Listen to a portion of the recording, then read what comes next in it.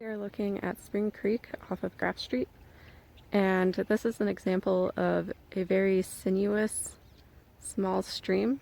Because of the low gradient and low relief of this alluvial valley, the sinuosity is increased, as well as there are no strict boundary conditions apart from this vegetation that's keeping the creek in place. So this allows it to become more meandering and create features like cut banks, which you can't really see behind this grass, as well as point bars, and eventually there are portions of the creek where it's very close to cutting through the narrow portions of land, and eventually will make an oxbow lake, which would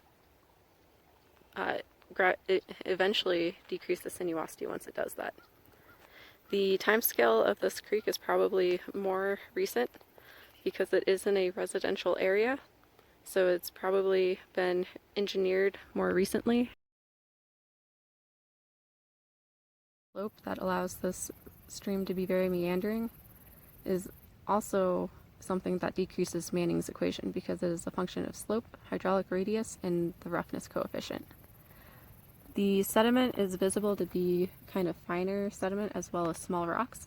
So this would mean that at the bottom, the coefficient for roughness is probably lower. However, for streams with a lot of vegetation on the sides, the roughness is probably variable, and therefore rougher on the sides where there's thick vegetation, but then lower at the base. On the stream, it's very visible to see what the water is doing up on the surface. Something that Manning's equation does not account for is for eddies, which we can see down on the bottom side of the stream.